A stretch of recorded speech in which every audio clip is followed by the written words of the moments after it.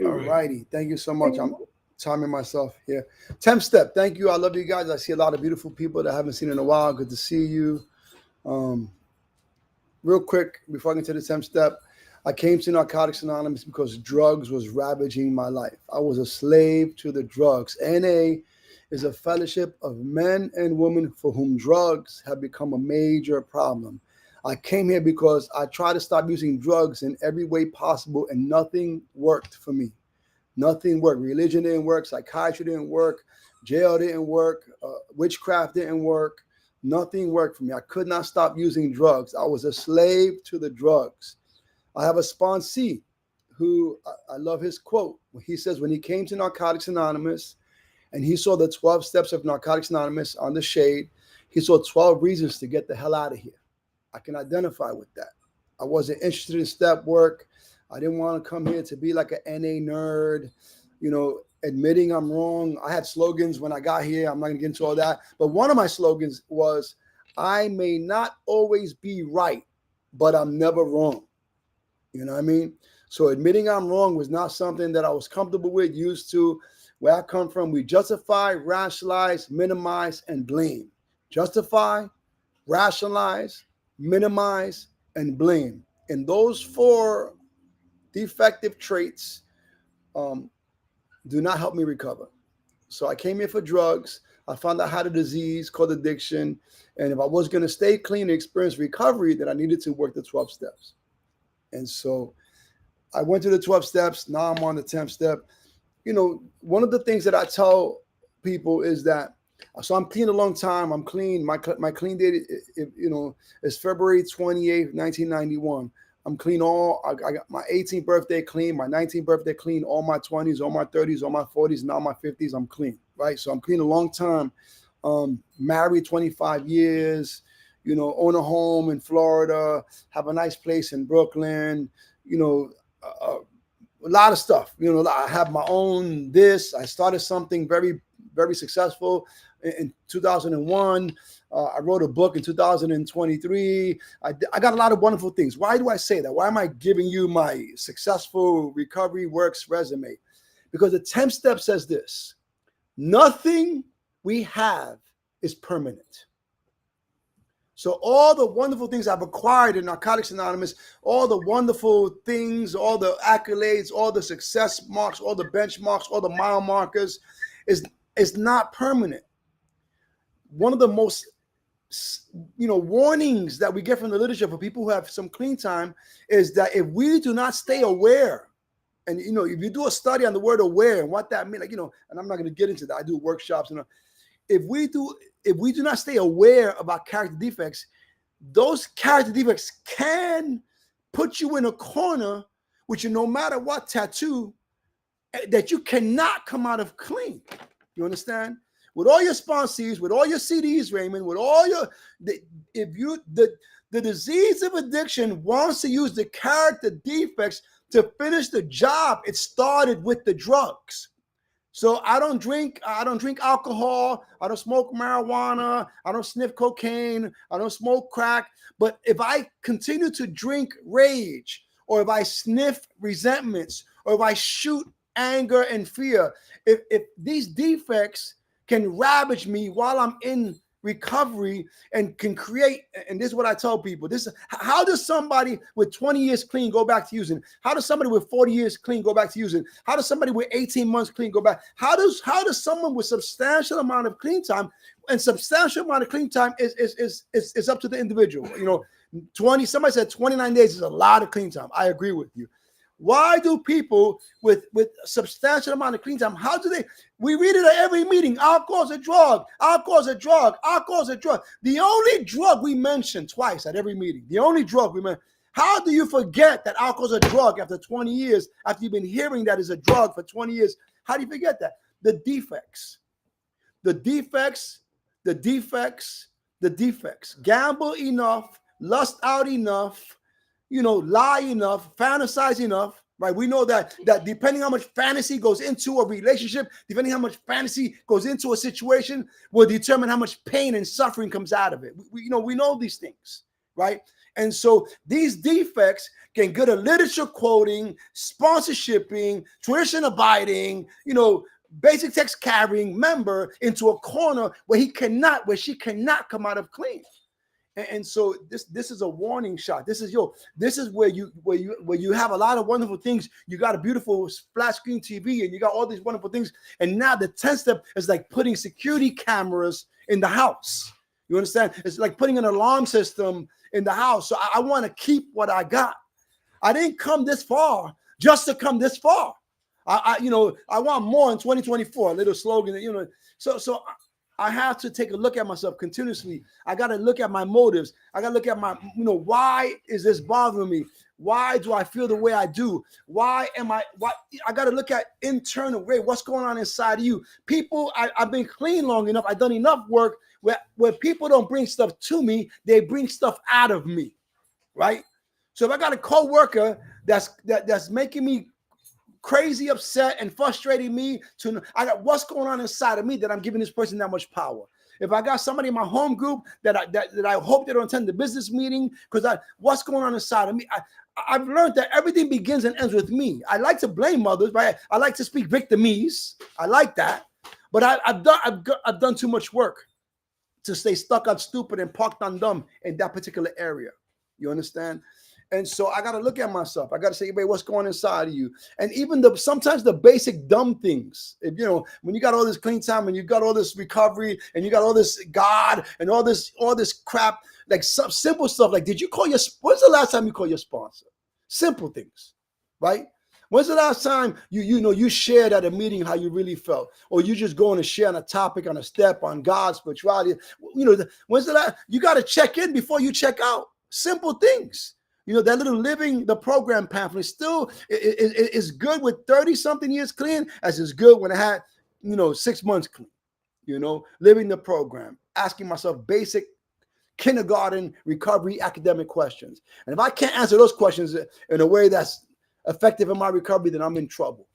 And so I look at myself, there's a lot of wonderful things in this 10th step, right? I like the part where it's a preventative measure.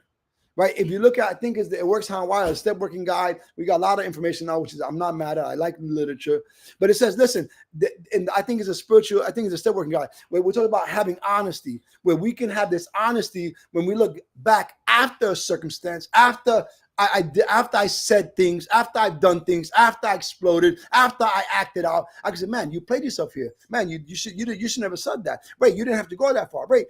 It says now we have a level of honesty that we can see ourselves coming before we say it. Words are like bullets, right? I'm a man. I was talking to somebody the other day, and I'm an adult male. I'm in recovery. I work steps. I pray. I meditate. I seek God. I do all this work. And this guy was telling me I can't control. I said, what do you mean? What do you mean you can't control yourself? What does that mean? You got no. So I can control myself. Right? Part of the spiritual principles of the 10th step is self-discipline, which means that you don't got to do everything you feel like doing to have the discipline to be like, stop, pause, pray, process, relax. All of recovery, all of spirituality, all of this wonderful work that I've done lives in the pause. Can I pause? Right? 10th step. Can you chill out, back up, stop, wait, take a walk, go to the bathroom? Don't say that. Words are like bullets, right? Once you say it, you can't take it back. I got 10th step questions. Does this need to be said? Does this need to be said right now? Does this need to be said right now by me? Right? Real quick, check yourself before you wreck yourself, right? Just being able to say, this don't got to be said. Not everything I think is real. Not everything I think is true. Check it out. Not every thought I think is mine. I learned that in the first step. I got a disease. The first thought is usually the disease. And so I've been equipped through the process of the 12 steps to get to a 10th step and just, pause, my man. When you react, when you act the way you did in the past, when you have this pattern, right? When you react, it doesn't usually go well. When you react, the disease is usually in charge. But if you you can relax and not react, and you can pause and pray and process and call somebody. If you so overwhelmed, call somebody. They can't see. You can't see it because you're stuck in it. Somebody outside the circumstance can help you see things more clearly, right? Pause before and learn how to respond in a recovery, mature recovery, appropriate manner. That's going to help me achieve my goals. Let's say I'm having drama in my marriage. Stop, pause, and chill before you react and say something. You know, chill out. You want happiness. You want unity. You want peace. You want harmony, right? And if you say this, is it going to help you get that, or is it going to help you? You're going to be hustling backwards. In the home group, I want my home group to be the best home group. I want to be effective. I want to have an atmosphere recovery. I want, if I act a certain way, if I do certain, is that helping me achieve my goal, or am I hustling backwards? I get to ask myself. So that type of honesty before I say it, before I do it, when I'm processing, when I'm thinking, I like the preventative measure part of it. I don't like saying I'm sorry. I'll say it, but I don't like saying, I don't like having to admit I'm wrong. And if I can prevent it, I prefer to prevent it. I like that preventative part of the 10th step, right? And so I've learned some stuff, and I learned, listen, Ray, you don't got no recovery if you can't control your mouth. I don't care how much you recover you think you got, Raymond. I don't care how many steps you wrote, Raymond. But if you cannot control what comes out of your mouth, then you're very immature, Raymond. And I'm not talking to nobody, I'm talking about me. I had to learn that, my mouth and what comes out of my mouth and what's, and for me, because I got 12 step, not 10 step, I got 12 step experience. What comes out of my mouth is what's really in my heart many times. So I got to do some inventory stuff and check myself before you guys understand. So I've learned, take a look at yourself. What's going on with you? Why are you feeling? Why, I got this thing that I start getting these feelings. I got warning alarms that go on inside of me. And I get to write about, I got questions. I ask myself, I got these 10-step questions, right? What happened? I write a sentence or two, no more. What happened? My neighbor left the garbage out, whatever. What happened? My neighbor's jogging and on his machine, on his treadmill at 10 o'clock at night. That's what happened. How do you feel? I feel like this guy's, I feel disrespected. I feel frustrated. I feel angry. I feel unconsidered. What do you think? I think I should knock on the door and let them know. I think I should bang with I think I got these thoughts. So I got these questions. What happened? How did you feel? What do you think? How do you think you should respond? And I write it out because I know what I want to do. And I've learned in the 3rd step that self-will leads to self-destruction. I really learned that 3rd step. We know that in the step working guide. Self-will leads to self-destruction and is always motivated by self-deception. Right? Nobody's ever lied to me like I lie to myself. So I have to do the work. Now, this is me. I want to be happy, joyous, and free. I don't want to do a bid with the woman I'm married to. I don't want to just do a bid and stay together and say we're still together. I want to be happy in my marriage. Right? Because, I don't want to go outside. I learned in the 10th step that pleasure is another drug that the disease can get me caught up with character defects to get me stuck on stupid and parked on dumb so I don't fulfill my 12-step assignment, right? Because the first 11 steps are for alignment and the 12th step is for my assignment.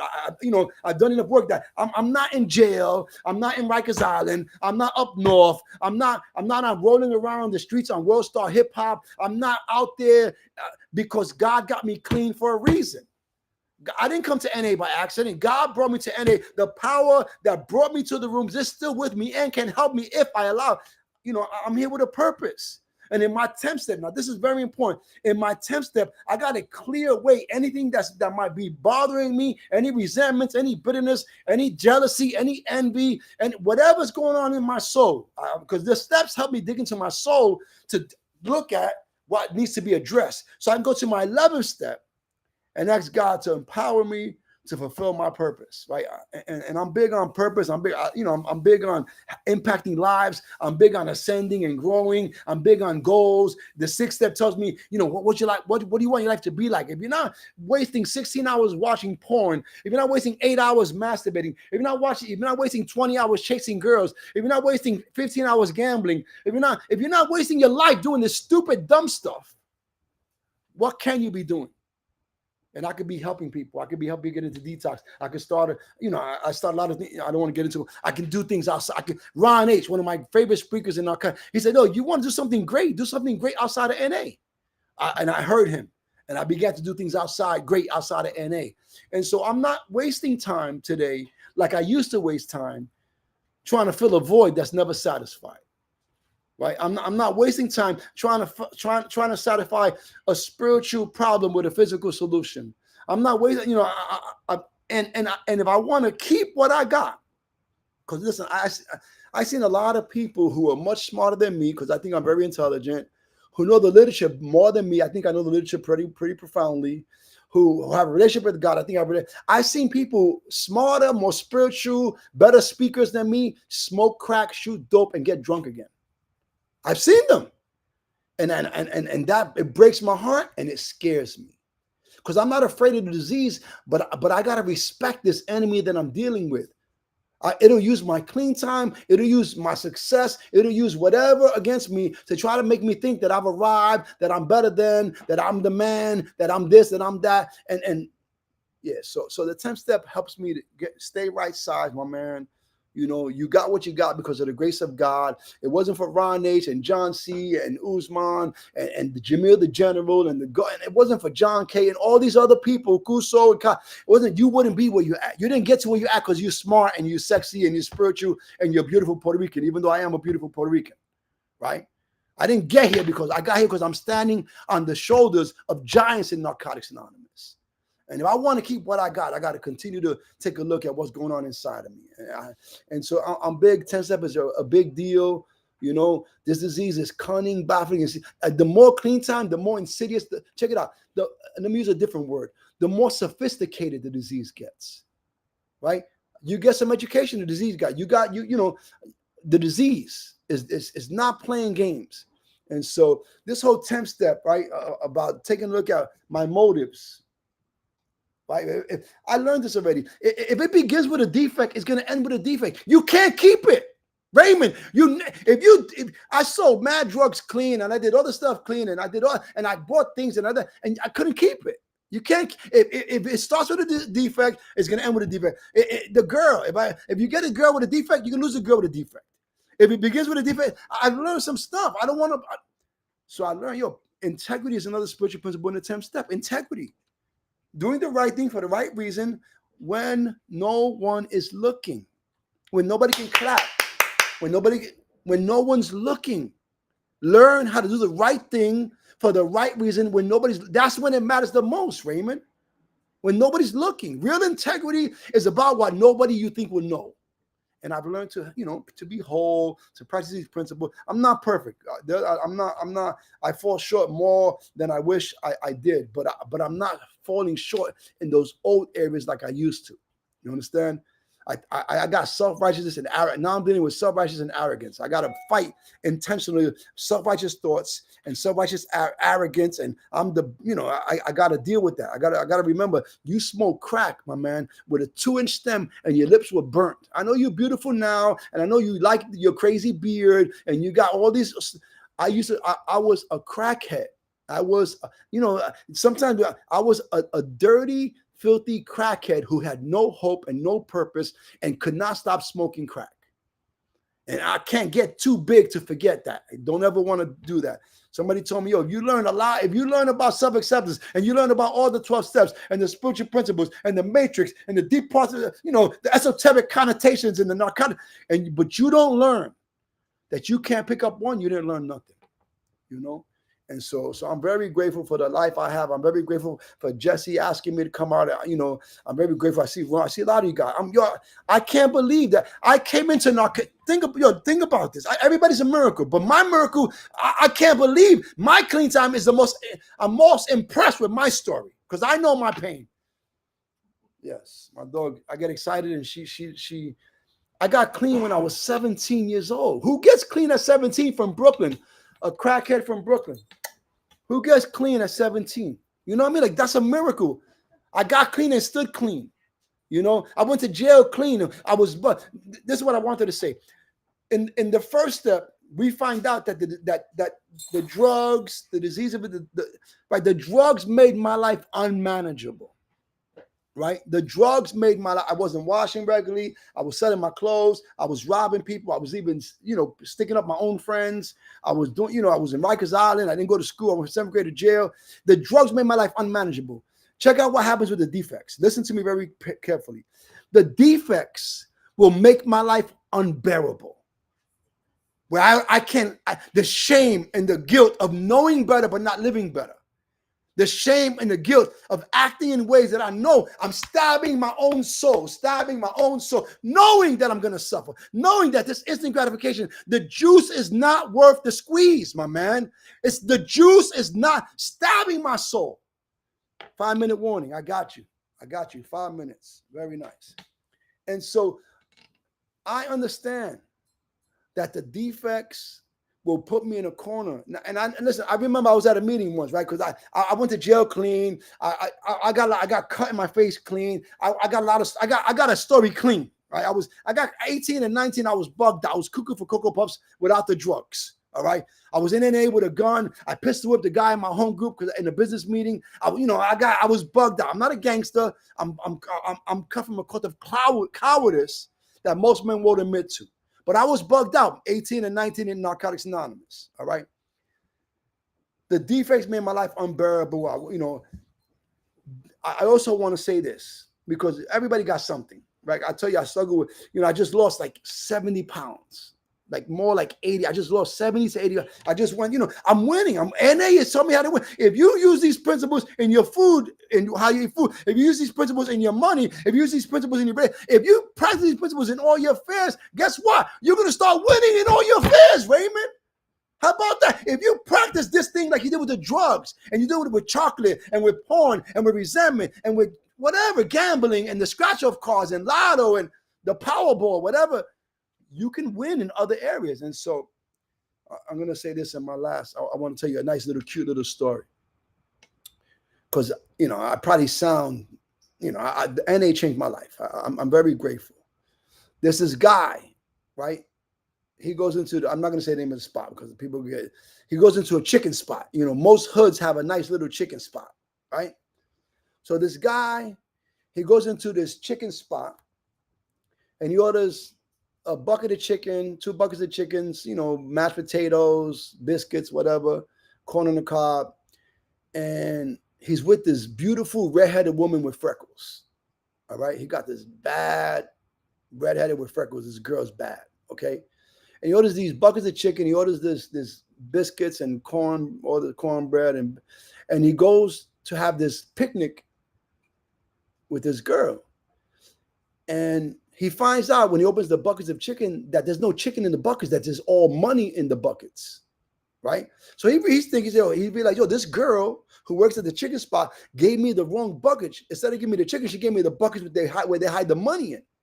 So she's probably going to lose her job. She's probably going to have to pay all the. So he goes back to the chicken spot. And he says, listen, and the girl says, sir, I gave you the wrong bucket, sir. He goes, yeah, relax, young lady. I know you gave me, I gave you all the money is there, or the buckets have all the money. I just want my chicken. He's with this redheaded girl with freckles. She's bad. You know what I mean? And so she goes, sir, let me call Channel 1 News because they're always reporting the depressing fear stuff. I want to report that there's somebody who has integrity, somebody who's practicing principles, somebody doing the right thing for the right reason, right? And the guy says, I brought you back your money. I don't want you to get fired. I did the right thing. I don't want you to call no Channel 1 News. The woman I'm with, that redheaded woman, she's not my wife. You understand? And so the moral of the story is that he did really good with the money, but he was struggling in other areas. And everybody in Narcotics Anonymous is doing really good in one area of their lives, but not so much in another area. And that's the process of recovery. We grow. We struggle in different areas of our lives. I'd be doing really good in one area of my life, but in other areas, I'm struggling. And until I go, there's no cure for this disease. Sometimes it comes back with 17 of its cousins. I got to continue to do step work if I want to be free. My time is up. I'm an addict. My name is Raymond. Thank you for letting me share.